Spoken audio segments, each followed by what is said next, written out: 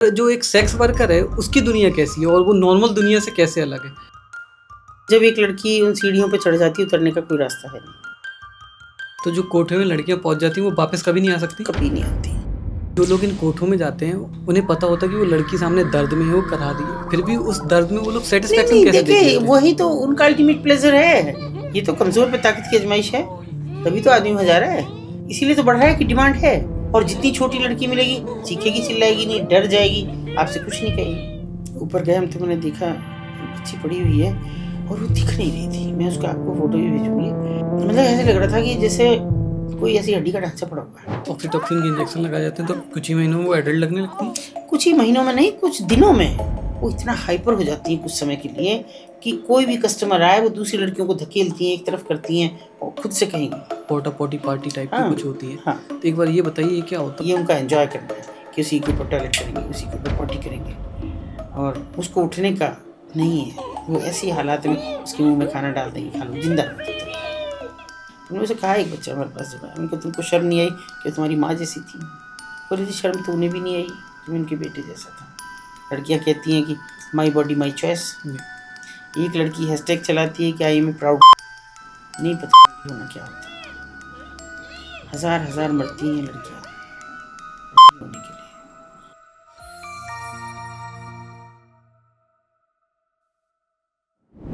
नमस्कार दोस्तों, स्वागत है आपका जेनजी वेदा के एक बहुत ही स्पेशल और आंखें खोल देने वाले एपिसोड में। आज हमारे साथ एक ऐसी शख्सियत है जिनको मैं सुपर वुमेन कहूं तो वो भी बहुत छोटा वर्ड होगा। आज हम उस नरक की बात करने वाले हैं जिसे लोग रेड लाइट एरिया या कोठा कहते हैं, और वहां फंसी हुई लड़कियों के बारे में, उनकी लाइफ के बारे में। और ये शख्सियत उन्हीं फंसी हुई लड़कियों को वहां कोठों से और रेड लाइट एरिया से निकाल कर एक नॉर्मल जिंदगी देती है। इनका नाम है अतुल शर्मा और ये पिछले 32 सालों से रेड लाइट एरिया से बच्चों को निकालकर और औरतों को निकाल के एक अच्छी जिंदगी दे रही हैं। तो बिना देर किए चलिए इस पॉडकास्ट को हम शुरू करते हैं। मैम, जेनजी वेदा पर आपका स्वागत है।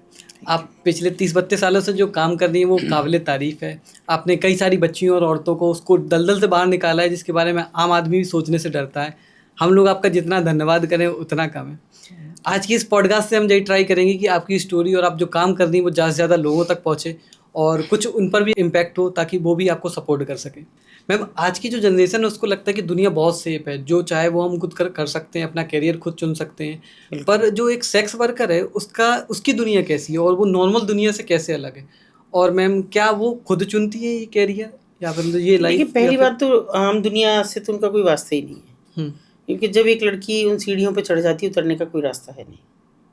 वो भी सब भले घरों की होती हैं, अच्छे घरों से भगा के लाई गई होती हैं, कभी शादी के नाम पे, कभी नौकरी के नाम पे, और प्यार में धोखा तो है ही है। तो ये सब फेक चीज़ें जितनी भी हैं उनका सबका इस्तेमाल करके वहाँ लाई जाती हैं। तो उन सीढ़ियों का उतरने का कोई रास्ता नहीं है। एक बार चढ़ गई तो चढ़ गई बस। फिर इसलिए इस दुनिया से तो उनका कोई फिर रह नहीं जाता। तो जो कोठे में लड़कियां पहुंच जाती हैं वो वापस कभी नहीं आ सकती? कभी नहीं आती। तो जैसे कई बार पुलिस रेड डालती है और उनको वापस नहीं, लाती देखिए, है तो? रेड शब्द से ही मुझे बहुत, मैं एलर्जिक महसूस करती हूँ। रेड क्यों? कोई भेड़ बकरी थोड़ी है वो। या आप कोई ईडी की रेड कर रहे हैं या अपने छापा मारना, वहाँ बहुत सारे नोट रखे होंगे और काला धन रखा होगा, काला संपत्ति रखी होगी, ये थोड़ी है। वो तो क्या, इतनी मजबूरी की मारी औरतें हैं, उन पे रेड करके पुलिस को तो केवल पैसे की अपनी आमदनी बढ़ानी होती है कि एक रेड करो। या कभी कभी ऊपर से कुछ शोर शराबा हुआ, कभी कुछ नहीं कर रहे या ऐसे लोग चिल्ला रहे हैं हम जैसे, तो एक रेड कर दो, चुप हो जाएंगे लोग। रेड तो की थी। और अल्टीमेटली होता क्या है, वो मजिस्ट्रेट के यहाँ गए, मजिस्ट्रेट साहब पूछेंगे, स्वाभाविक है, कानून तो देखिए अपने दायरे में रह के ही काम करेगा। वो पूछेंगे कि हाँ बताओ साहब, अपनी मर्जी से थे हम तो, क्या उम्र है?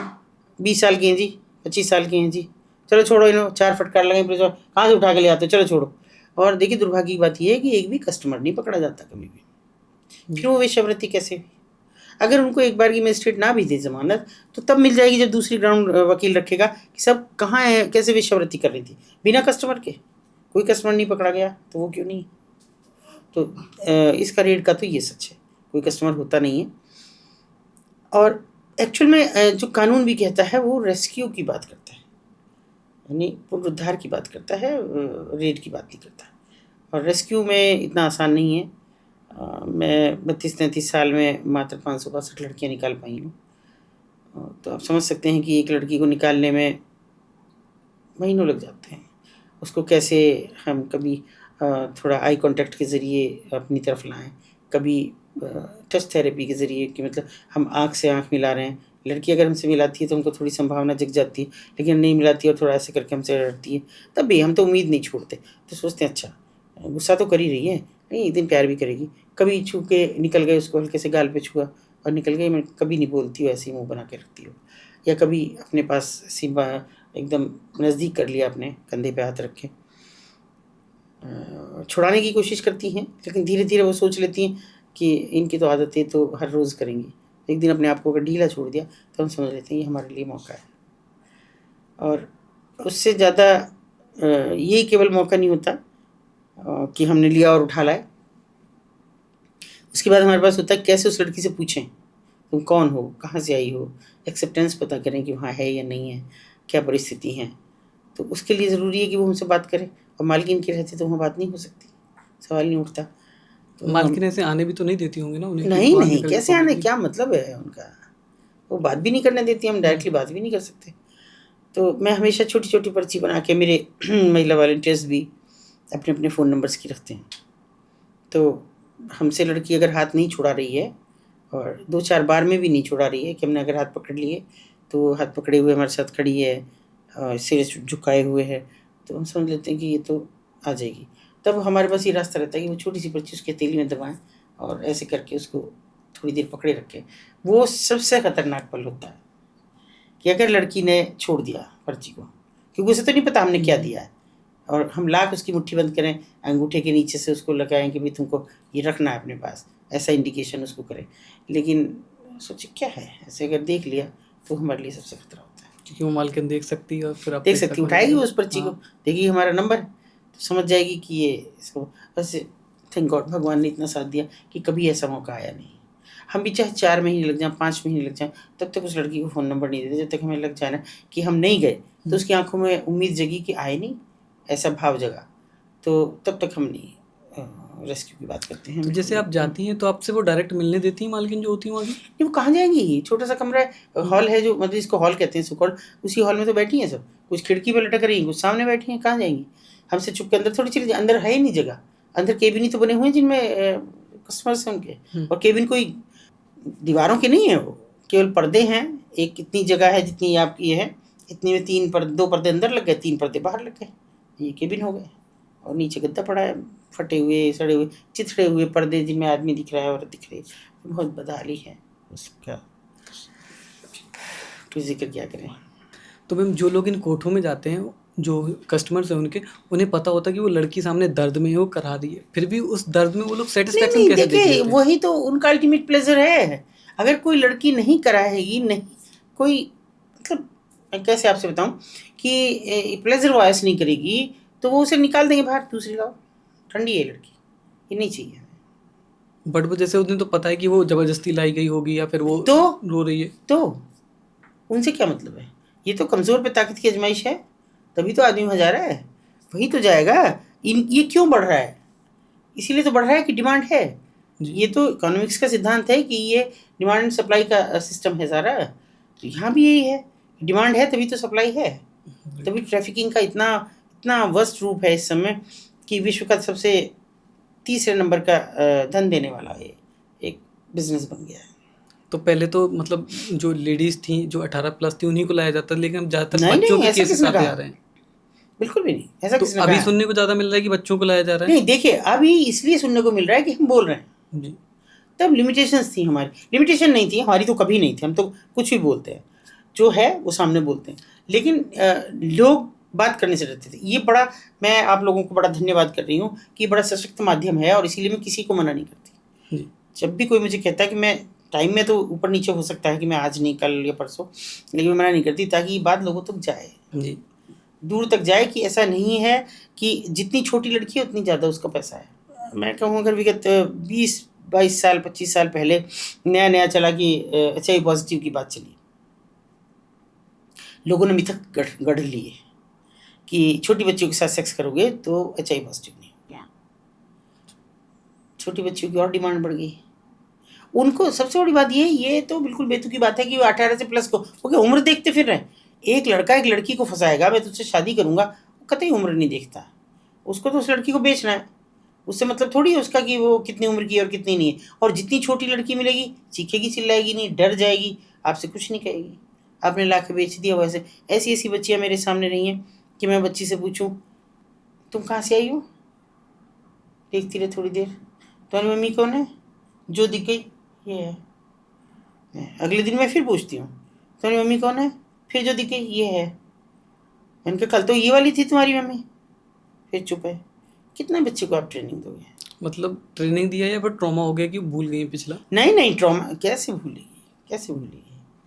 वो जो भय है, वो जो, देखिए क्या किया जाता है कि भाई पर्दा ही तो है, बच्ची को भेजा जाए, जाओ ये देखे आओ, कंडोम देखे आओ अंदर, बच्ची जाएगी। ये उसकी ट्रेनिंग का तरीका है, ये करके सीखो करने का है, ये देख के सीखो करके सीखो, ये तरीका है। तो उस बच्ची को बड़ी जल्दी पता लग जाता है। लड़कियों की विधा थोड़ी अलग होती है कि उनको बहुत जल्दी चीज़ें, कहते हैं सिक्स सेंस औरत में ज़्यादा होती है, जल्दी पता लग जाता है कि क्या है ये और क्या हो रहा है यहाँ पे। छोटी लड़कियों की तो हमेशा से डिमांड रही है। तो जो छोटी लड़की को फंसाया कैसे जाता है? उनको फंसाने की क्या ज़रूरत है? मतलब उनको वापस लाया कैसे जाता है? मतलब कहीं से भी हेलो, चोरी करके, उठा बिल्कुल करके? चोरी करके, अपहरण करके। अगर आए दिन इतने आंकड़े आ रहे हैं कि 1000 से 2000 लड़के लड़कियां औरतें बच्चे गायब हो रहे हैं, तो कहीं तो जा रहे हैं। हम्म, अगर तेज़ी से देखेंगे तो चौराहों पे भीड़ बढ़ रही है, जो भीख मांग रहे हैं।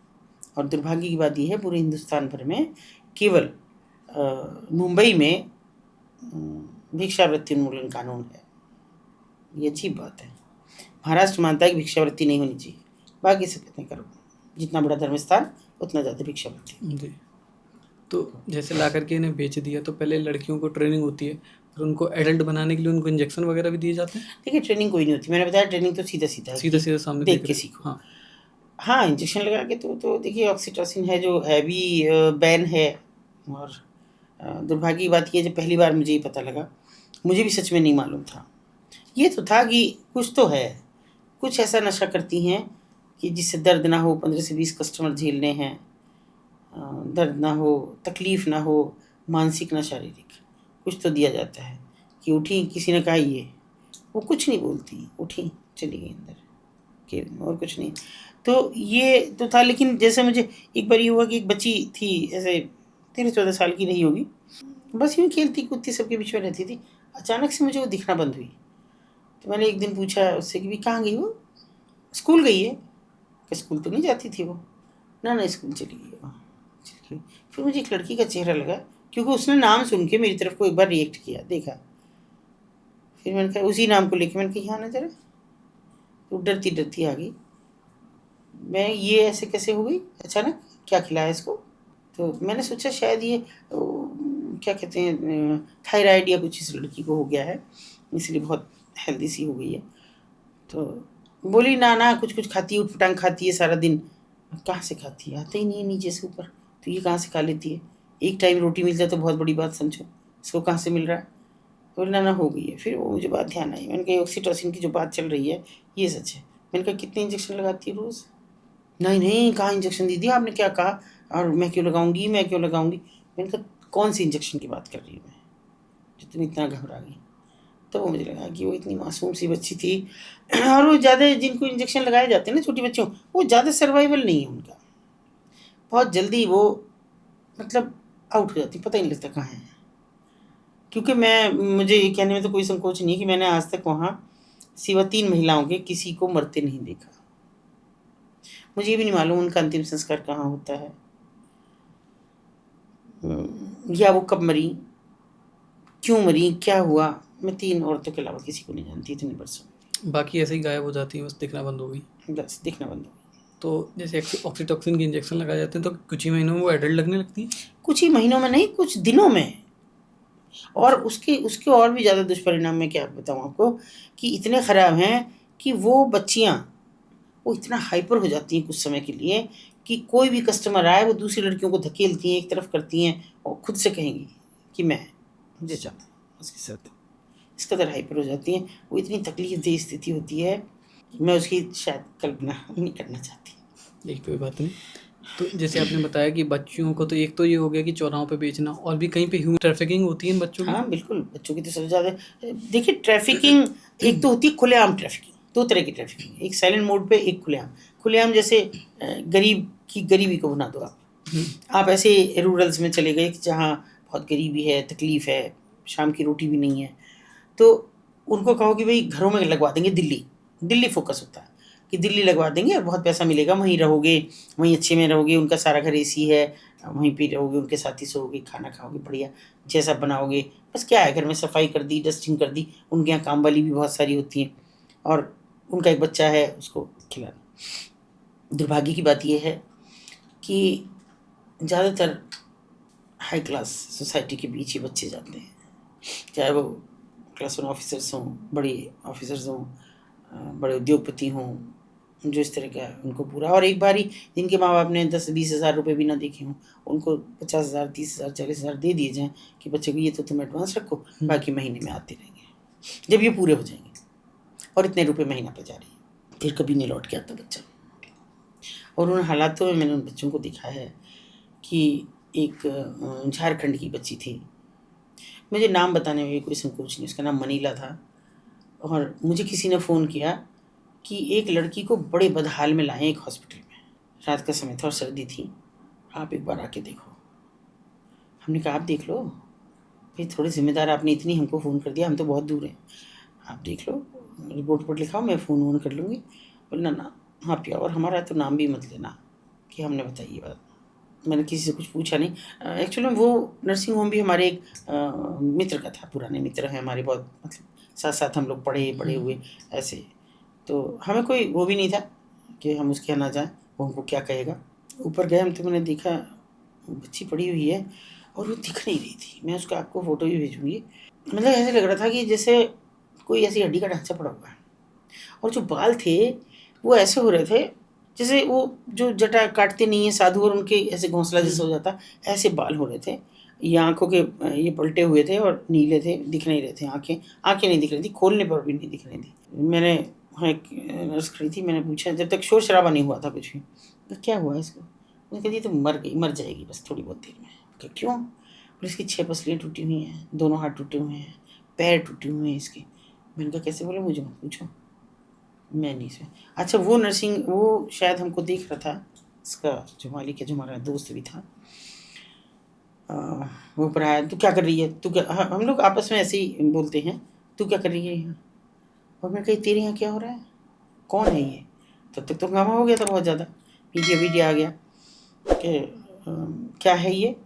बोले वो बंदरों ने गिरा दिया, बंदर ने हमला कर दिया और ये गिर गई। मैंने कहा कहाँ पे गिरी है? दिल्ली।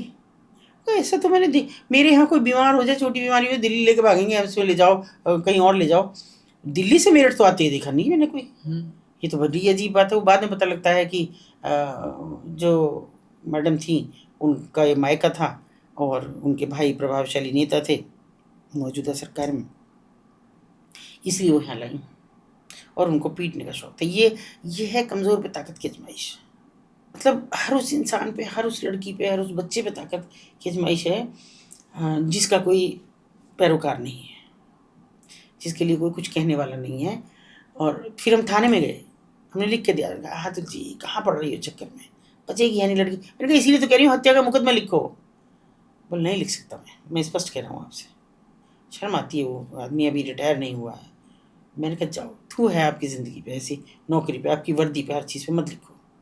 बच्ची मर गई रात को इसी तो उसे पीट पीट कर और बिना खाना खिलाकर ऐसी कंडीशन में डाल दिया। मिला के दिया गया, इतना ज़्यादा कि अपने यहाँ से शहर से एक लड़की भागी, भाग के किसी ने, रिक्शे वाले ने उसको पकड़ा कि कहाँ जाना है, मुझे कहीं भी ऐसी जगह भेज दो जहाँ मैं बच जाऊँ। अच्छी खासी लड़की, 15-16 साल की, वो हमारे पास ले आया। मैं धन्यवाद करती हूँ भगवान का कि मैं एक छोटे शहर में पैदा हुई, वही हूँ आज भी, कि कुछ बच्चों को बचा पाती हूँ, लोग जानते हैं मुझे। वो आई, मैंने पूछा बेटा क्या है, तो उन्होंने जो नाम लिया, मैं शॉकिंग था मेरे लिए कि मैं उनके घर पे काम करती हूँ। मैंने कहा हुआ क्या है, तो उसने दिखाया अपनी पीठ उगाड़ के सारी, कि वो जो मैडम है उनको तब तक मतलब कुछ मज़ा नहीं आता, मुझे गाली देती हैं, मुझे कुछ भी मारती हैं, फेंक के मारती हैं, मैं सारा दिन काम करती हूँ, लेकिन गीले कपड़े से वो कपड़े को बिल्कुल एकदम ऐसे हंटर की तरह बनाएंगी और तब मुझे मारेंगी और चीखने नहीं देंगी। चीखूंगी तो और ज़्यादा मारेंगी। मेरे सीने पे घुटना रख लेती हैं, इस कदर मारती हैं। और उससे बड़ी बात ये है कि उनका घर के बाहर ही एक शॉप है किसी चीज़ की, वो उनका बेटा बैठता है और वो मेरे साथ ज़्यादती करता है। जब भी मैं शिकायत करूँ तभी मैडम मुझे मारती है। मैं मुश्किल से निकल के आज भागी। उसको फिर आपने बचाया? बची। आज वो ठीक है? हाँ ठीक है, वो रानी निकेतन में शादी हुई है उसकी, रानी निकेतन में वो करते हैं। ये तो एसडीओ करता है, इतना तो जो सरकार के नुमाइंदे इतना तो करते ही हैं। जब उनके सिर पे खड़े हो गए तो करते ही हैं। ऐसे बहुत सारे बच्चे हैं जिनको मैंने निकाला। और हैरानी की बात यह है कि सब बड़े लोग थे जिनके खिलाफ मैं कुछ भी नहीं कर सकी। बिल्कुल स्पष्ट कह रही हूँ कि एक महिला ने मुझे फ़ोन किया कि मैडम आप इतना करती हो, इतना और कर दो। एक बच्ची है, मुश्किल से 14 साल की नहीं होगी, छोटी सी है, भाषा भी नहीं समझती शायद, मेरे घर के सामने, और वो रो रही थी महिला बुरी तरह, और उसे बचा दो कैसे भी। हम गए वहाँ पे, देखा खिड़की में से झाँक के, तो वो लड़की ऐसे कभी कुछ कहे, कभी ऐसे कहे कि मतलब भूख लग रही है मुझे। तो मैंने उससे कहा बेटा तुम बताओ ना कहाँ से हो। तो वो मेरी भाषा समझ नहीं रही थी, वो उड़िया थी, बिल्कुल दूर दराज देहात की, हिंदी नाम का उसे बिल्कुल नहीं पता था कहेगी भी। फिर मैंने समझा कि देखते हैं क्या कर सकते हैं। पहले तो हम उन महिला का जो प्रतिष्ठान था जिनका वो घर था उस पे गए और हमने उन्हें कहा कि भाई हमारी बेटी की शादी है और हमको आपको बुक करना है। उन्होंने कहा कि हाँ ठीक है, मेरी 1 लाख रुपए में कोई बात नहीं। तो बोले आए बैठते हैं, थोड़ा घर चलिए, 2 कदम पे घर है। हम ये चाह रहे थे वो मैं घर ले जाऊँ। हम घर गए, उनके दरवाज़ा उन्होंने खोला तो जीना था गैलरी में। जीने के नीचे एक वो ब्लड हाउंड कुत्ता, जिसको मुँह में भी उन्होंने वो लगाया हुआ और बड़ी भारी जंजीर से बांध के उसे रखा, और वहीं उस बच्ची का बिस्तर था। बिस्तर क्या, वो एक फटा सा गद्दा पड़ा हुआ था, उसी पे वो बैठी थी। उसने कहा, अरे अरे यहाँ क्यों बैठी है बेटा, उठ जा, यहाँ मत बैठ, चल तू अपना किचन में कुछ काम कर ले, ऐसे कर ले। फिर मेरी तो निगाह तब तक थी, क्योंकि वो ओपन जो हाउसेस होते हैं आजकल फ्लैट में, तो बीच में दीवारें नहीं है, किचन भी यहाँ है, ड्राइंग रूम भी यहाँ, मुझे दिख रहा था किचन में भी कैमरे हैं उनके, बच्चा कुछ खा न ले। तो हमने थोड़ी देर बात की, उनका देखा ब्रोशर। मैंने कहा ठीक है मैडम, मैं शाम को आती हूँ, आपको 50% एडवांस दे जाऊँगी, बाकी। वो महिला भी हमारे साथ निकल गई, ताला लगाई। हम भी यही चाहते थे, ताला निकाल दें। तो ताला लगा के अपने पार्लर पे चली गई, हम भी निकल गए उस समय तो। और फिर हम वापस आए पुलिस को लेके। पुलिस ने देखा, वो भी मतलब एक बुजुर्ग दरोगा जी थे, वो भी देख के अरे सारे नराधम हैं बिल्कुल, कैसे नरपिशाच हैं, और कैसा बताओ बच्ची। उन्होंने एक किसी बढ़ई को बुला के उसके पेच निकाले, भारी भरकम खिड़की थी, उसको पेच निकाल के बच्ची को निकाला। हमें एक महिला बहुत रोती हुई दिखी, तो ये तो हमने समझ लिया था कि ये वो महिला जिसने हमसे शिकायत की। हम ले आए उसे। अब देखिए इसका दूसरा पहलू कैसे होता है। हमने वो दे दी एंटी ह्यूमन ट्रैफिकिंग थाने में, हमारा तो काम खत्म था ना। मैं तो अभी कभी किसी को नहीं कहती कि आप मुकदमा लिखो। उनको लिखाना हो तो मुझे बुला लेते हैं, नहीं लिखाना हो तो नहीं। मैं तो सोचती हूँ जब समाज सोसाइटी अपना धर्म नहीं निभा रही, मैं ये मुकदमे के पीछे पड़ के और खामखा तारीखों पर घूमती रहूँ, अपने काम को प्रभावित करूँ, मैं इसमें ज़्यादा पड़ती नहीं। अगले दिन एक और खबर छपती है कि जो उस घर की मालकिन थी, उसने कहा कि संकल्प के लोगों ने मुझसे 5 लाख रुपए मांगे। जब मैंने नहीं दिए तो ये कहाँ से लड़की ला के प्लांट की और उसके बाद निकाली। तो मीडिया के सामने सब कुछ था।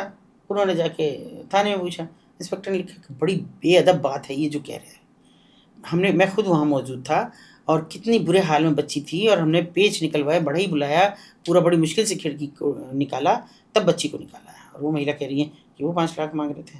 अरे हमने निकाला उसे, उन्होंने थोड़ी निकाला है। तो फिर वो चुप हो गए, क्योंकि उस समय शहर के एक बड़े आदमी उनके धनवी थे, मतलब सरकार के नुमाइंदे थे वो बड़े। कुछ नहीं हुआ, बस मेरा सुकून ये होता है बच्चा बस। मेरा ये हरगिज़ नहीं है कि मैं उस आदमी को जेल भिजवाऊँ। मत जाओ, तुम्हें सज़ा ऊपर वाला देगा। और सच बात ये अब है कि मैंने अपनी आंखों से सज़ा होते हुए देखी है लोगों की। जो वहाँ का सबसे बड़ा पीप था, उसको अंत समय में ये भी नहीं बता रहा था मैं कहाँ दैनिक क्रिया कर रहा हूँ, कहाँ चल रहा हूँ। उसको एक रस्सी बांध के रखते थे, क्योंकि वो ऐसे उठता और यूँ चलता था। सिर दीवार आ गई कोई बात नहीं, दीवार में ही सिर लगा, गिर जाएगा फिर चला जाएगा, तो उसको रस्सी बांध के रखते थे कि जाए ना कहीं। इस हालत में उसकी डेथ हुई। अभी मैंने एक जो पति ने पत्नी को बेचा, उसको अभी मुझे रिसेंट में पता लगा, मैं तारीख पे गई तो उसके वकील ने कहा मैडम माफ़ कर दो तो साथ मिलो। मैंने कहा मैं तो उसी वक्त माफ़ कर दिया था जब उसके बच्चे बचा दिए थे और वो भी बचा दी थी। बोले ना इस मुकदमे ख़त्म कर दो। इनका क्या हो गया, तो बोले तो खाट में लेटरिन पेशाब करता है, कोई पूछने वाला भी नहीं है, देखने वाला भी नहीं है। तो मैंने कहा फिर जो देखने वाली थी वो तो उसने बर्बाद कर दी, अभी तो भुगतने दो। मरते दम तक उसको पता होना चाहिए कि मेरे लिए कोर्ट में कोई खड़ा है, पैसा तो दे ही रहा होगा तुमको, तुम क्यों बेकार हटाना चाहते हो इसे। मैं देख रही हूँ अपनी आंखों के आगे ऐसे लोगों को मरते हुए। जो जैसा करेगा उसे कहीं ना कहीं कर्म तो तो मैं फल इसलिए सजा मिलेगा ही। देने वाले हम तो कोई नहीं होते, ना हम मुकदमा लिखाते, वो हम पे लिखाते हैं, उन्होंने हम पे बहुत हमले भी किए हैं बहुत, लेकिन ऊपर वाले ने बचा दी, ठीक ठाक चल रहे फिर रहे हैं सब। तो इंडिया में ही ये कॉमन नहीं है, जैसे अभी बाहर के एप्स्टीन फाइल का नाम आया है, वहाँ पे भी ऐसा ही होता है, एक बार उस बारे में बताइए। देखिए एप्स्टीन फाइल का सच अगर आप जाने, हाँ ये 2007 और 8 से खुल गया था, जी। बस लोग चर्चा नहीं कर रहे थे। और अभी अभी मैं आपसे चाहूँगी कि आप ये काम करें कि आप अपने घर जाएं तो OTT पे जरा देखना, एप्स्टीन फाइल डालना, हर चैनल पे आपको 2017 की बनी हुई, 2016 की बनी हुई, 2010 की बनी हुई आपको सीरीज़ दिख जाएंगी, जो उससे पहले रिलीज़ नहीं हुई। अब क्यों हुई, सोच के देखिए कि जब तक सरकारें नहीं चाहती तब तक कोई सच बाहर नहीं आता। राइट। इसका मतलब उस बंदे ने तो, जिसने भी वो फिल्में बनाई हैं, उसने तो पूरी कोशिश की, जिसने भी बनाई 8-10 पड़ी हुई हैं, एक दो नहीं है, और उन पे डेट तो आती है कि ये कब की बनी हुई है, कब बनी है। अब हो रही है रिलीज़ उसका सच, और लोग उसको सच को कैसे जैसे मुंह में दही जमाई हुई है। हमारे भी बड़े नेताओं के नाम आ रहे हैं, सब चुप हैं। मतलब मैं सिर्फ इतना कहूँगी, कभी हमारे यहाँ नहीं है कि समर शेष है नहीं पाप का भागी केवल व्याध, जो तटस्थ हैं जो मौन है, समय लिखेगा उनका भी उतना ही अपराध। और लिखता है समय, जब कोई किसी बच्चे को, किसी बच्ची को तकलीफ पहुंचाता है, वो यही सब, कहीं स्वर्ग नर्क नहीं है, यही सब भोग के जाएगा जी। किसी की आंख में आपको आंसू दिखे तो, और आपने उसको नहीं देखा, उसके आंसू पहुंचने की कोशिश नहीं करी, तो जीवन बेकार है।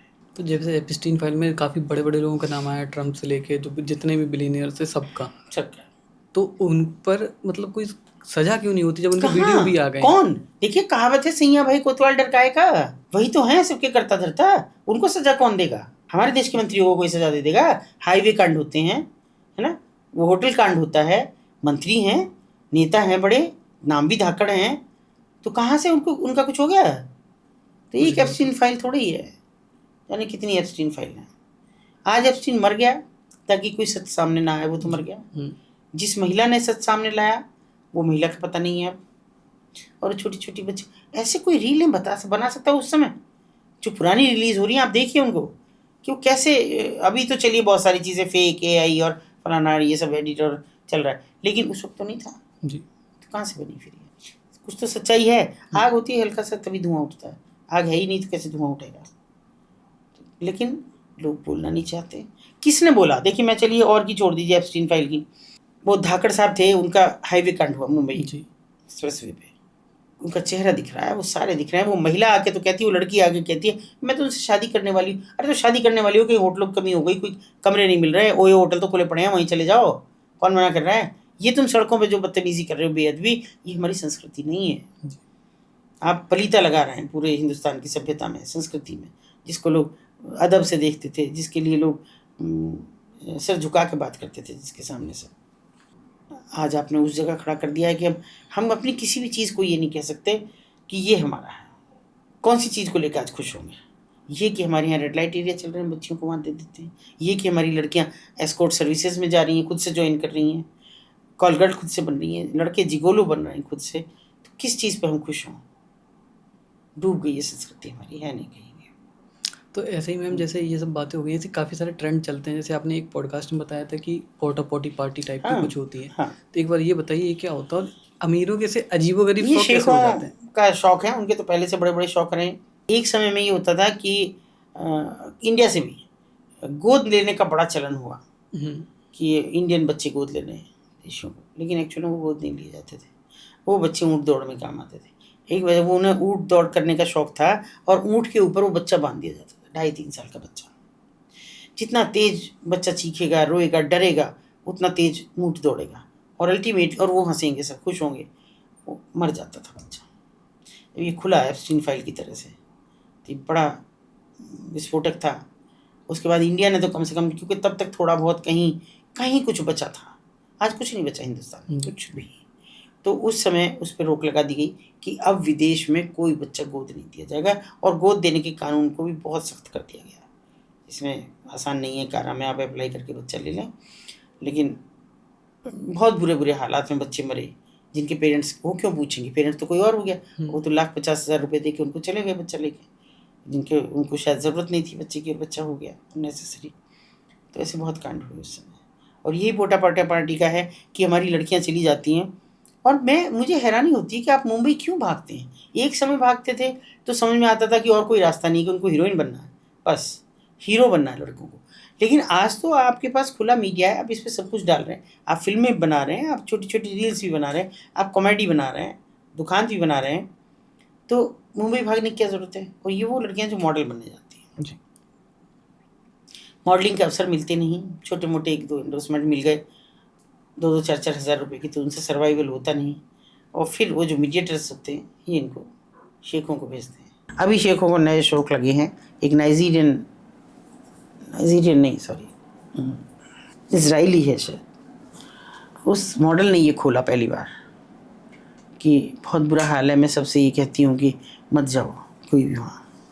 क्या करते हैं, मन भर गया जब शेखों का, 2 महीने 4 महीने बस, तो उसके बाद अपने लॉन में या अपने घर के बाहर या कहीं भी डाल देते हैं। खाली एक इनर गारमेंट्स में होती है, और उनके जो साथी हैं, ये उनका एंजॉय करना है कि उसी के ऊपर टॉयलेट करेंगे, उसी के ऊपर पॉटी करेंगे, और उसको उठने का नहीं है। वो ऐसी हालात में उसके मुंह में खाना डाल देंगे, खा लो, जिंदा रहो तब तक।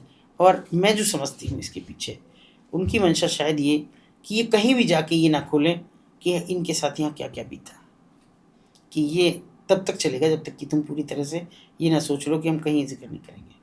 तो वो वापस नहीं आ पाती फिर लड़कियाँ जब? देखिए, अब कोई बोली तो है नहीं आके कभी, तो ये वापस तो स्टोरी आई बाहर हैं। कैसे आई है? ये एक इजरायली लड़की थी जिसने ये सब खोला कि इस तरह करते हैं, और उसने सब खोला। इसमें इंडियन भी है, उसमें रूसी लड़कियां भी हैं, उसमें ताजिकिस्तान की भी लड़कियां, कजाकिस्तान की भी लड़कियां हैं, और जो इस तरह से आ रही हैं, पहले से जाती रही हैं, पहले से। ये शेखों का तो शौक है कि हमारे पहले भी बड़े बड़े नाम आए हैं कि हीरोइन गई वहाँ की होके रह गई, दुबई में रहीं, शेख के पास रहीं, तो पहले से भी रहता रहा। लेकिन ये बहुत ख़राब है कि पोटी पोटा पार्टी एक होती है। ऐसे में हम छोटे शहरों और गाँव में भी, मतलब जो छोटे शहरों अल्ट्रा रिच है उसमें एक वाइफ स्वैपिंग का भी काफ़ी ट्रेंड आ चुका है। नहीं, ये छोटे शहरों में ही नहीं है, छोटे में तो है ही नहीं, ये बड़े ही शहरों का ट्रेंड है। ये शायद रेड लाइट एरिया से भी गंदा है, क्योंकि जिसकी चाबी उसकी बीवी। जी। एक पल के लिए लाइट बंद होती है, बड़े लोग हैं जिन पर कोई हाथ नहीं डालेगा, कोई भी नहीं डाल सकता। और 1 मिनट के लिए जैसे ही बंद हुआ, 1 सेकंड के लिए, तो ऐसी सब चाबी पे झपटेंगे, और चाबी जिसकी आ गई उसकी बीवी, उसकी श्राद्ध। जब कोई महिला हमारे पास आई, हमने उससे पूछा कि भाई रिपोर्ट लिखाओ, छोड़ दो इस आदमी को, तलाक दो। नहीं दे सकती, बहुत बड़ा आदमी है, और मेरे माँ बाप के लिए घर चली जाओ अपने, मेरे माँ बाप के लिए इससे अच्छा दामाद नहीं हो सकता कोई दुनिया का। ये शो ऐसा करता है कि मैं इतना अच्छा हूँ, और मुझे ख़राब साबित कर देगा। मैंने कहा ऐसे कैसे, पुलिस में रिपोर्ट लिखाओ। किसके खिलाफ? इसके खिलाफ कोई लिखेगा, और अगर लिखेगा तो वो जो आदमी है जिसके साथ मैंने वो रात बिताई होगी, वो आदमी सामने आके कहेगा कि मेरा इसका अफेयर है, इसके पति ने देख लिया, क्योंकि ये आपस में उनका एक मूक कॉन्ट्रैक्ट है, साइलेंट कॉन्ट्रैक्ट है, कि अगर ऐसा हुआ, किसी ने भी कदम उठाने की कोशिश करी, तो उसी पे आपको कहना होगा कि मेरा इसका अफेयर है। वो कहेगी ना कि इसके साथ मैं कल रात, तो कहेगा कि अरे तो थी क्या हुआ, हम तो कई रातें साथ बिताई हैं, तो इसमें क्या हो गया। अभी तुम खुद खोल रही हो अपने पति के सामने, तो क्या हो सकता है इसमें? क्योंकि सबका अंदर से कनेक्शन है, क्योंकि उसकी बीवी भी कभी उसके पास गई होगी। तो औरत को कैसे दबाया जाए, और दूसरी अपने आप सबक ले लेंगी कि ये तो ये कह देगा खड़ा होकर जिसके साथ आज किया। तो मतलब उसमें वाइफ की मर्जी भी नहीं होती, फिर भी नहीं, वाइफ की किसी, मैं नहीं समझती कि औरतें इतना गिर गई, और खास तौर पे वो किसके लिए करेगी। मान लीजिए एस्कॉर्ट सर्विसेज में लड़कियां जा रही, वो जा रही हैं लग्जरी जुटाने के लिए, इनको ब्रांडेड शूज़, कपड़े, ज्वेलरी, सब चाहिए। लेकिन जो खुद से पहले से समर्थ हैं हर चीज़ में, उनको क्या चाहिए? वो महिलाएं क्यों गिरेंगी? इनके पास सम्मान है, उनके पति का सम्मान है, और खुद का भी उनके साथ साथ एक बड़ा वजूद है, तो वो ये क्यों करेंगी? और वो भी पति की मौजूदगी में। अगर उनको किसी से अफेयर ही करना होगा, उनको किसी से हो ही जाता है, तो वो अलग से करेंगी, अपने पति को तो छुपाएंगी। यहाँ तो खुलेआम है। तो जैसे मैम लेडीज़ की तो बात होगी, ऐसे ही मेल एस्कॉर्ट्स काफ़ी सारे हो गए हैं, जो जिगोलो बोला जाता है उन्हें। तो उनकी लाइफ भी तो ऐसी ही रहती होगी लगभग? उनकी लाइफ इससे ज़्यादा ख़राब है, इससे भी ज़्यादा ख़राब। देखिए क्या भगवान ने एक चीज़ दी है कि औरत मैं समझती हूँ औरत के लिए 10 आदमी 15 आदमी कष्ट दे सकते हैं, लेकिन उससे उसकी सेक्सुअल लाइफ पे कोई फ़र्क नहीं पड़ने वाला। लेकिन आदमी, मैं नहीं समझती कि एक रात में 2 बार या 3 बार से ज़्यादा किसी के साथ सेक्सुअली इन्वॉल्व हो पाएगा। और जब उस आदमी को वो कहें कि नहीं अभी तो इसके पास भी जाना, इसके पास भी जाना, शुरू में उसको लाखों रुपए का वो जो लालच है, प्रलोभन है, वो बड़े घरों की औरतें हैं, बड़े लोग हैं वो, तो वो जाते हैं उनके पास और फिर लौट के आने का रास्ता नहीं है। वो चैन बनती चली जाती है, फिर थकते हैं वो धीरे धीरे, 25-30 साल तक आते आते वो बच्चा थक जाता है, क्योंकि गोलियां खानी पड़ती हैं उसको, कामवर्धक गोलियां खानी पड़ती थी उसको, तब वो उन औरतों के पास जा सकता है। हमने उसे कहा एक बच्चा हमारे पास जब आया, उनको तुमको शर्म नहीं आई कि तुम्हारी माँ जैसी थी? पर जी शर्म तो उन्हें भी नहीं आई कि मैं उनके बेटे जैसा था, तो मेरे पास क्या शर्म रह जाती। मुझे तो उस समय पैसे देख रहा था, मैं लोअर मिडिल क्लास फैमिली का लड़का। तो ये पैसा इजी मनी पाने का हमने सेक्स को बना लिया है। पूरा हिंदुस्तान सेक्स ट्रेड बन गया एक, जहाँ व्यापार की तरह से सेक्स को इस्तेमाल किया जा रहा है और इजीली पैसा अपनी दे। लड़कियाँ कहती हैं कि माई बॉडी माई चॉइस।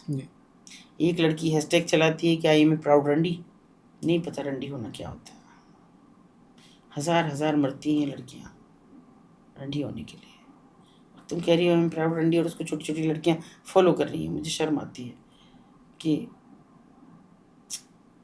कहाँ जा रहे हैं हम, कहाँ संस्कार दिए, कहाँ माँ बाप चले गए। कल मैं ऐसे ही, मुझे कॉलेजेस में बुलाते रहते हैं, कॉलेज में गई, मैंने एक बच्ची को ऐसे ही पूछ लिया कि बेटा माँ बाप का डांटना कितना बुरा लगता है? तो उसने कहा थोड़ा सा, बस इतना कि मम्मी ने हमसे पूछा नहीं कि ये हमारी गलती है या नहीं, और 1000 बात सुना दी।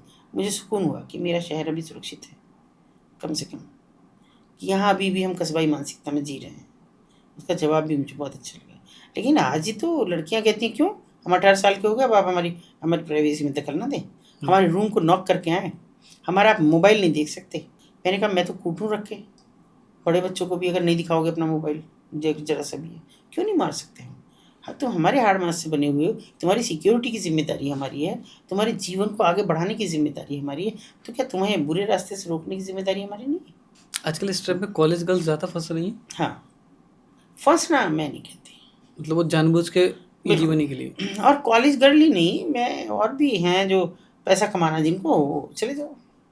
इससे भी बुरा मैं आपको बताती हूँ, कुछ धर्म स्थानों में हो रहा है, बाकायदा स्कॉट सर्विसेज चल रही हैं, धर्म स्थानों में फैमिलीज चला रही हैं पूरी की पूरी, वहाँ रह रही हैं, वहीं वो लोगों को प्रोवाइड कराती हैं, वो अपना अपना कमरा भी प्रोवाइड कराती हैं होम स्टे की तरह, और अपने घर की लड़की हैं, बहुएँ हैं, खुद भी हैं।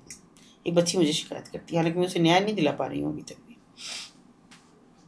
कह रही है मैं तो काम कर रही हूँ, मैं तो अच्छा खासा काम करती हूँ, अर्निंग भी करती हूँ, फिर भी मेरी सास मुझे जिद कर रही है कि अब तुम आ जाओ, अब 2 बच्चे हो गए, बस तुम्हारा काम खत्म, अब इस काम को बढ़ाओ। आप सोच के देखिए कि कहाँ हमने छोड़ दिया। तो मैं इसलिए कहती हूँ कि हम सेक्स ट्रेड में हैं इस समय। हमारे पास ये और बड़ी बात क्या है कि अगर हम किसी को ये कहते हैं, मेरी थोड़ी आदत ख़राब है, मैं कह देती हूँ, मैंने कहा बेटा क्या है, एक दिन शादी भी होनी है तो एंजॉय करो, कौन लाइफ को मना कर रहा है? बोले ये बातें मत करा करो हमसे, हम आज़ाद हैं, आज वो ज़माना नहीं है तुम्हारे वाला कि बंधन में रहो। मत रहो भाई, तुम्हारी बॉडी है, तुम्हारी चॉइस है, कैसे भी करो। लेकिन आखिरी पीढ़ी होंगे आप लोग जो रसातल में जाते हुए हिंदुस्तान को देखेंगे, जो हिंदुस्तान का नाम लेने वाला कोई नहीं मिलेगा। यहाँ की संस्कृति, यहाँ के बच्चों का रहना सहना, यहाँ की अभी थोड़ी उम्मीद की किरण है, पर बहुत कम समय के लिए। जब मैं आप जैसे बच्चों को देखती हूँ, जैसी बेटी को देखती हूँ, तो मुझे लगता है कि मैं शायद गलत सोच रही हूँ। अभी है, बाकी कुछ बच रहा है, क्योंकि इतने मूर्ख तो हम भी नहीं कि हम चेहरा ना पढ़ सकें इस उम्र में आके, बच्चे का हाव भाव से ना पता कर सकें कि ये बच्चा किस रास्ते पे है। मुझे तमाम पॉडकास्टर्स मिलते हैं, बहुत, मैं फिर से एक उम्मीद जगती है मुझे कि नहीं अभी कुछ बाकी है। मैं जिनको फॉलो करती हूँ वो कहते हैं पीयूष मिश्रा की जैसी बची है वैसी की वैसी बचा लो दुनिया। आप लोगों ने कभी पीयूष मिश्रा को सुना, जानते हैं पीयूष मिश्रा को? जो कलाकार भी हैं, मतलब फिल्म आर्टिस्ट भी हैं, वो लिखते भी हैं, बहुत सारी OTT पे भी उनकी बहुत सारी पड़ी है, मामला लीगल है और दुनिया भर की पड़ी हुई है। हाँ वो तो देखी हुई है।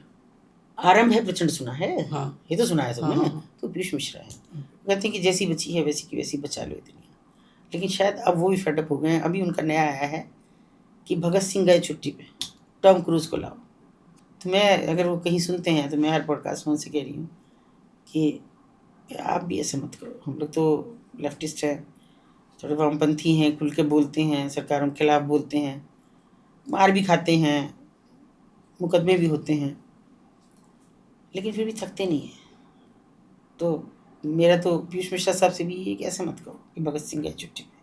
नहीं गए, अभी भी है कुछ भी उम्मीद हैं, कुछ भी कि उम्मीद भगत है। सिंह पैदा होंगे, ऐसा नहीं है, और होने चाहिए। बस मैं इतना कहूँगी कि ये हमारा नहीं था कि हम अपनी देह को वस्तु बना लें और खुद बाजार में खड़ा कर दें कि हम भी गऊ हैं। तो जैसे मैम ये जैसे जो सेक्स वर्कर बन जाती हैं, खुद से एस्कॉर्ट्स बनती हैं, उसके बाद मान लो उनके कुछ सालों के बाद शादी होती है, तो क्या वो नॉर्मल लाइफ जी पाती हैं? शादी करती कब है? देख नहीं रहे रोज, हम तो लिव इन में रह रहे थे। अभी तो एक बड़ा ट्रेंड कर रहा है कल से कि ये सिपाही है और 4 साल से मुझे बीवी की तरह रख रहा था और अब शादी कहीं और कर रहा है। जी। कहाँ होती है उनकी शादी? हमें देखिए, मानसिकता हमारी वहीं की वहीं है। हम औरत चाहते हैं, पत्नी चाहते हैं सीता, पति भी हम राम चाहते हैं, जी। लेकिन दोस्ती हम किसी से भी कर सकते हैं, सेक्स हम किसी से भी कर सकते हैं। उस जगह आ गए हम। पहले कभी सोचते भी नहीं थे कि पराई स्त्री की तरफ देखा जाए, है ना। अगर ऐसा ऐसा होता तो लक्ष्मण अपनी पत्नी को छोड़ गए। आपकी राम को कुछ सब कुछ था उनके पास, और जरा सा उनको कहा तो चले गए। लोगों ने यही तो कह दिया कि भाई ऐसा हो गया, और सीता जी को फिर भी रखे, छोड़ दिया पत्नी को। छोड़ा नहीं उन्होंने, मन से नहीं छोड़ा, लेकिन साक्षात में छोड़ दिया। जी। ये नहीं, समाज ये कह रहा है। समाज की इतनी परवाह थी, आज समाज की परवाह नहीं है लोगों को। बट आजकल की यंग जनरेशन कहते हैं, मतलब जैसे हम लोगों की है, तो हर चीज़ समाज की हम परवाह कर सकते हैं, लेकिन कुछ हमारी भी तो परवाह होनी चाहिए। कई बार हाँ समाज भी गलत हो जाता है, तो हाँ, वो मना बिल्कुल करना पड़ता है। बिल्कुल। ये समाज, देखिए दोनों पहलू हैं। वो समाज गलत है कि जो वो लोग हैं जो उन बच्चियों को लाके वहाँ बेच रहे हैं, वो अपना हित सब कर रहे हैं। और मैं इतनी बड़ी बातें मैं कह रही हूँ कि पति बेच रहा है, भाई बेच रहा है, और पड़ोसी बेच रहा है। तो लोग पूछते हैं मुझसे कि ट्रैफिकर कौन है, कैसे पहचाने? नहीं पहचान सकते आप, कोई ट्रैफिकर नहीं है। हर वो आदमी ट्रैफिकर है जिसको लगे कि अच्छा ये सॉफ्ट टारगेट है। और कैसे, मैं अपने शहर की बात कर रही हूँ कि आप अकेली हैं, बाहर निकली, भैया मैं इस रास्ते को नहीं जानती, मुझे कहीं ऐसी जगह बता दो कि मुझे जहाँ जाना है, मैं आज रुक जाऊँ, कल मैं चली जाऊँ। हाँ ठीक है, चलो, बिना पैसे लिए। वो कहेगा कि जाओ किसी भी कमरे पे चढ़ जाना और मेरा नाम बता देना, मेरा ये नाम है कि मैं छोड़ के गया हूँ, तुम सुरक्षित रहोगी। उस बच्ची को तो पता भी नहीं होता कि मैं कहाँ जा रही हूँ। अगले दिन वो आएगा, अपना पैसा ले जाएगा, लड़की उस धंधे में उतर जाएगी। तो उनके स्टेक होल्डर्स जो होते हैं, जो एक्चुअल में ट्रैफिकर है, उसके लिए धर्म, समाज, संस्कृति कुछ मायने नहीं रखती। केवल सिर्फ एक पैसा। औरत, एक बच्चे का जीवन दाव पे लगाना है उसको, और पैसा कमाना है, बस इतना भर है। चाहे वो प्यार में फिर फंसा के ले जाए, और या नौकरी के नाम पे गरीबी को भुना ले। ऐसा भी है कि बहुत समय तक कुछ दूसरे स्टेट से लड़कियां आती रहीं वेस्टर्न यूपी में जी। शादी के नाम पे। अभी भी होता रहता है, काफ़ी अभी भी कॉमन होता है। है, लेकिन देखिए शादी को तो मैं नहीं बुरा मानती कि शादी होती है, और बहुत हैं महिलाएं, क्योंकि हमारे यहाँ लड़कियां कम हैं, तो महिलाएं हैं जो जीवन जी। सुखी जी रही हैं, उनके बच्चे भी हैं। ये अलग बात है कि अगर वो बिहार से आई, कहीं और से आई, उत्तराखंड से आई, कहीं से भी आई कोई लड़की, शादी हो गई उसकी, वो जीवन भर वही कहलाएगी। बिहार से बिहारी कह दिया, पंजाब से पंजाबी है, वही कहा, लेकिन वो पूरे सम्मान से रहती है। उसके बच्चों को हक मिलते हैं, उसको हक मिलते हैं जो हैं। यहाँ तक तो ठीक है, इसको मैं बिल्कुल ट्रैफिकिंग में मर्ज नहीं करती, कोई कितना भी करे। लेकिन कुछ ऐसी भी जगह हैं जहाँ शादी के नाम पे तो लाया जाता है, और वो मतलब उम्र दराज आदमी है, पत्नी मर गई है, अब कोई लड़की ला दो, लड़की चाहिए उनको, लड़की आ गई, कुछ दिन बाद मर गए, इतनी तो उम्र नहीं थी, तो किसी और के यहाँ रख दिया उसको, उससे पैसा ले लिया। कोई तो है मध्यस्थता कर रहा है, जी। और वो हर जगह है, वो कहीं नहीं रुक रहा है। और मैं सच कहूँ तो ये पॉडकास्ट बहुत लोग देख रहे हैं। एक सज्जन मुझसे कहते हैं, भाई जी मैं फलाने गाँव से बोल रहा हूँ। मैंने कहा भैया, मैं नॉर्मली, क्योंकि बहुत नज़दीक वो गाँव था, मैंने कहा बताओ। अरे बहन जी, बस देख लो बीवी को मरे हुए इतने बरस बीत गए, अकेले समय काट रहा हूँ। तो मैंने कहा क्या दिक्कत है, खाने की भी दिक्कत है। मैंने कहा ठीक रख लो खाने वाली, टिफ़िन कहो तो आप, मैं टिफ़िन को वाले को कह दूँगी वो दे जाएगा, लेकिन आपका दूर है, पता नहीं वो जाएगा ही नहीं, ये ज़्यादा पैसे लेगा। ना बहन जी आप तो इतनी औरतों को छुड़ाओ, एक औरत को दे दो मुझे। मैंने कहा जूते इतने मारूँगी मैं वहीं आके। अब ये तूने मुझे डायरेक्ट कॉल आ रहा है आपके पास? डायरेक्ट कॉल, जाने कितने आते हैं ऐसे। अभी भी क्या है जी, मेरी पत्नी को मरे हुए 3 महीने हुए। किसी एक लड़की को आप, जिनको आप निकालती हो, बहुत अच्छा काम कर रही हो, पहले पूरा चाशनी में लपेटेगा, आप बहुत अच्छा काम कर रही हो, आपने बहुत नेक काम कर रखा है, एक नेक काम हमसे भी करवा लो, हम रख लेंगे उसे, हमारी शादी करा दो। मैंने कहा बच्चों की शादियाँ हो गई, मैंने कहा वो आके मार के इसको निकाल देंगे। चल कराती हूँ तेरी शादी, इसके घर इसके नाम एक मकान कर, अपनी ज़मीन का एक हिस्सा कर इसके नाम, मैं करा दूँ तेरी शादी, कोई दिक्कत नहीं है। वो कुछ करते नहीं नहीं, कैसे कर देंगे, बच्चे जो बैठे हैं मार देंगे बाप को। हमारे यहाँ तो आसानी से मारते हैं, ज़मीन पे कितनी देर लगती है हमारे यहाँ। हमारे यहाँ नहीं, इस वाटर किलिंग सब चलता है हमारे। ये सब चीज़ें तो काफ़ी हद तक कोर्टों में चलती हैं, रेड लाइट एरिया में। अब स्पा सेंटर्स हो गए, नॉर्मल ढाबे हो गए, वहाँ पे भी ये सब बहुत कॉमन हो गया। ढाबे पे तो सरकार का नज़र है और बहुत अरसे से है, ऐसा नहीं है, बड़ी दोगली सब नीतियाँ हैं सरकारी। ढाबों पे बाकायदा कैंपेन चलवाती है एड्स कंट्रोल सोसाइटी। अगर ढाबे पे कुछ नहीं हो रहा है, हाईवे किनारे जो ढाबे हैं उन पर कुछ नहीं हो रहा है, तो फिर क्यों कैंपेन की ज़रूरत पड़ती है। और अब आपसे मैं क्या कहूँ, मैन टू मैन भी किया जाता है और बहुत सारी चीज़ें हैं। मैं क्या कहूँ आपसे कि जो ढाबे में आपको प्रोवाइड हो रही हैं। आप अगर कभी अब ध्यान करना कि एक ढाबा है जो बैठा है, इक्का दुक्का आदमी उसके पास बैठे हैं खाना खा, एक है कि उसके यहाँ ट्रकों की लाइन लग रही है, ऐसे भी साइड को खड़े हैं, ऐसे भी खड़े हैं, ऐसे भी खड़े हैं, गाड़ियाँ भी खड़ी हैं। ऐसा क्या है, उसके पास कोई विशेष खाना बन रहा है? जब नहीं मिल रहा है लाइन में लग के तो दूसरे पे जाता है आदमी। जी। वहीं ऐसा क्या है? तो अब ये अजीब है नीति कि एक तरफ तो चिल्लाते हैं कि आप बेकार में लगा रही हैं इल्ज़ाम, तो हम लगा रहे हैं भैया एड्स कंट्रोल सोसाइटी क्या कर रही है, वो काहे कोई कैंपेन चलाती है ढाबों के बीच। तो ये बड़ा, देखिए सरकार के आका हों या उनके नुमाइंदे हों, कोई भी अपनी जिम्मेदारी और समाज की ज़रूरत को नहीं समझता है। आदमी, मेरी तो सरकारी नौकरी है, करूँगा 10 to 5 नौकरी करूँगा, रिटायर हो जाऊँगा अपने घर आराम से, मैं कहाँ झंझट में पड़ूँ। ये तो हम जैसे कुछ पागल होते हैं, विशेषकर जो वामपंथी विचारधारा के लोग, वो ये पागल होते हैं कि जो इस तरह अपनी जान जोखिम में, अपने परिवार की जान जोखिम में और सब चीज़ को जोखिम में लगा के चले रहे हैं। बस बाकी किसी की इच्छा नहीं है, काम करने की इच्छा किसी की नहीं है, और सरकारी तंत्र में जुड़े लोगों की तो हरगिज़ भी नहीं है। मैम इसका एक कड़वा सच ये भी है कि कई बार पेरेंट्स खुद बेच देते हैं लालच में आकर के। नहीं देखिए, मैं नहीं कह सकती, ये मैंने कहा ना कि पति तो बेच देगा, ये तो भाई ने भी बेचा। ये तो अलग बात है कि ऊपर वाला हमारा साथ देता है कि तुरंत हमें पता लग गया, बच्ची को हम बचा पाए एकदम 10 मिनट के अंदर बच्ची को बचाया। लेकिन मैंने माता पिता को तो किसी को बेचते हुए नहीं देखा। हाँ ऐसे उसको मैं पिता भी कह रही हूँ कि जिसने अपनी बीवी को बेचा उसने साथ में 2 बच्चे भी तो बेचे। एक बेटी एक बेटा, 6 महीने की बेटी और 5 साल के करीब का बेटा। अब भोग रहा है खाट में पड़ा हुआ, वो तो बच गए, बचा दिया हमने जैसे भी, उसकी खुद की भी इच्छा थी, पर खुद वो नर्क भोग रहे हैं जीते जी। तो मैं नहीं समझती कि कोई माँ बाप अपने बच्चे को ऐसे।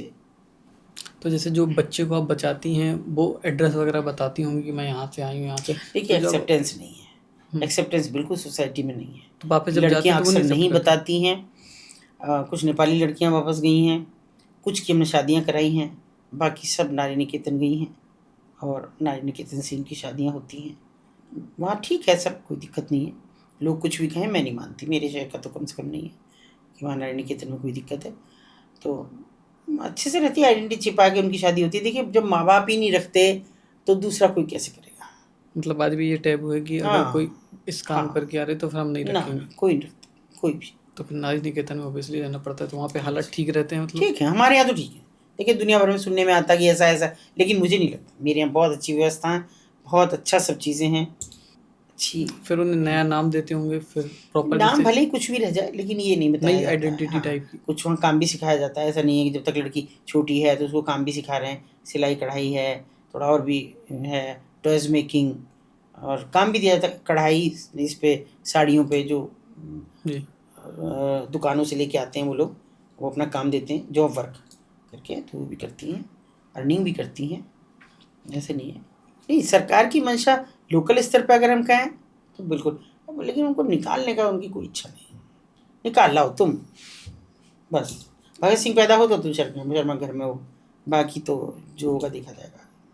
तो जैसे मैम, जो लड़कियां ये काम कर रही हैं, आप उनको क्या कहना चाहेंगी कि जो कॉलेज गर्ल्स हैं वो इजी मनी के लिए, या बॉयज़ हैं वो इजी मनी के लिए स्टार्ट कर देते हैं, तो उन्हें तो आगे का फ्यूचर नहीं पता रहना होता, तो इजी मनी लगता है कि हो जाएगा, तो आप उनके लिए क्या कहना चाहेंगे, क्योंकि आपने पूरी लाइफ वो देखी हुई है। देखो बेटा, मैं ये मानती हूँ आज़ादी और उच्छृंखलता में बाल भर का फ़र्क होता है। जी। आज़ादी वो है कि जो आपकी वोकेबलरी की आज़ादी है, आपको बोलने की आज़ादी है, आपको शादी करने का मनचाहा पसंद करके शादी करने की आज़ादी है, आपको अपना कैरियर चॉइस करने की आज़ादी है। लेकिन ये आज़ादी मत लो, ये उच्छृंखलता है कि अगर माँ बाप के पास आपको सामान्य कपड़े पहनाने के लिए पैसा है तो उसमें खुश हो। तन ढकने का है कपड़ा, कपड़ा ब्रांड से नहीं है। तो आप उसको देखो, आपने जब अपनी जिस्म को लगा दिया दाव पे, आपके पास और क्या बचा? कैसे आप ज़िंदा रहते हैं, कैसे आप रात को सो पाते हैं ये सोच के कि कल मुझे कोई दूसरा कस्टमर भी मिलेगा, जाना है, और कैसे इस सोशल मीडिया के ज़माने में आप उम्मीद कैसे करते हैं कि आप सेफ़ हैं?